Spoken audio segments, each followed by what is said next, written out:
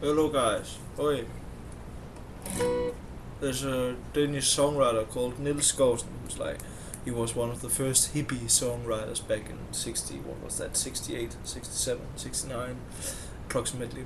Came a bit later in Denmark compared to the United States, but you know. And he made this song called 68 about his generation of people who have become all the homeowners and stuff like that, and what he thinks about that. So I'll try to simultaneously translate this song one verse at a time, maybe over 2 sessions. I don't know. Let's see. And it goes in the same rhythm as the old Hendrix track.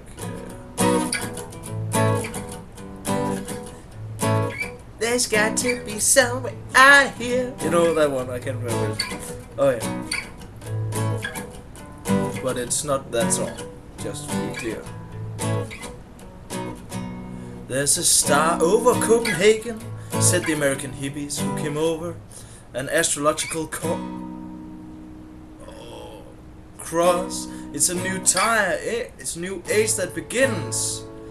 And we believe that. As we believe in anything that could take us out into the transcendence. Oh, it's such a tricky song. People talking tongues. The head was off.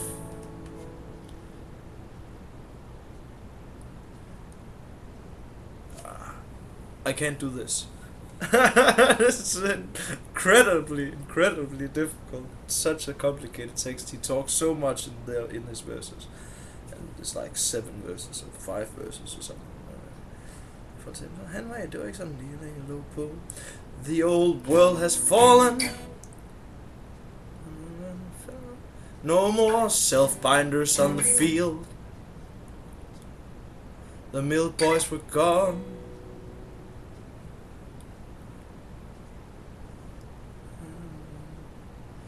Okay, we had washing machines and TVs and stuff like that, and a Danish TV personality who you wouldn't even know. I'm not really dissatisfied. I'm just an old guy from 68.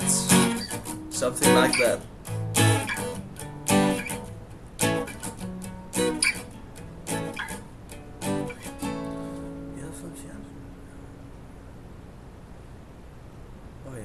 We got televisions, we got washing machines, we got this Danish celebrity.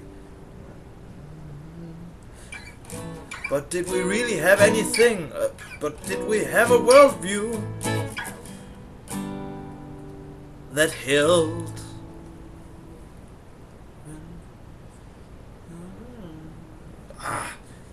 That was a bad idea. Very bad idea. Instead, I'll try and sing it from the second verse in Danish instead, so you can hear it in Danish. Vi havde fået fjernsyn, vi havde den første mand på månen, vi kunne sidde. No, that was the that I'm really. Oh yeah.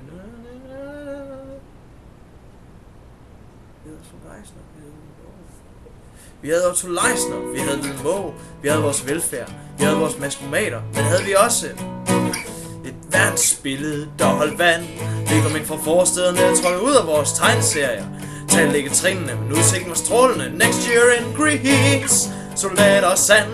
Og de hulkindede kom her fra Indien med tæpper og tablas. Hen af hukar, herlium, og det var bare helt Tintin. Der var vibrationer og profeter. Og den tjener ind og hver nat julemand. Der kommer bare de ting ud, som du selv putter ind. Jeg er ikke en liv tilfreds. Det er bare en bagskid, der var siden 68. Og Kennedy blev skudt, og hans bror blev skudt, og Martin Luther King blev skudt. Og Che, all the people were shot. Og Allende blev skudt, og i Vietnam blev der skudt, og Allende blev skudt, og der var en anden, der blev skudt. Og Andy Warhol blev næsten skudt, og Andy Warhol blev næsten skudt. Og vi fik næsten det hele at se, for verden kom ind i stuerne, og vi kom ud på gaderne. Skrattende råbende, ikoner på væggene. Gennem super klassekamp smeltet sammen til en selvopfyldende profeti.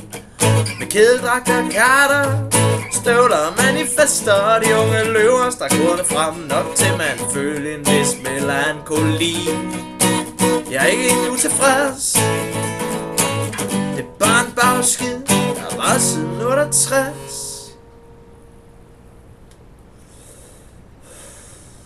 Og sådan set kan det jo være ud af.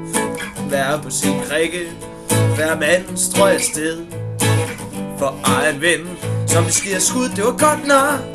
Der var bare en bil på broen, den glemte han i farten. Tænkte på målet, allerede set den rent ind. Og siden har vi jo fået alt, hvad der kan være på hylderne. Og vi kan sidde i vores æsker og vinke til hinanden med vores rødhvide pas. Brygger blev til brygger, Lars blev til Larsen, Arnoldi til Arnoldi, og Eik blev til Leik.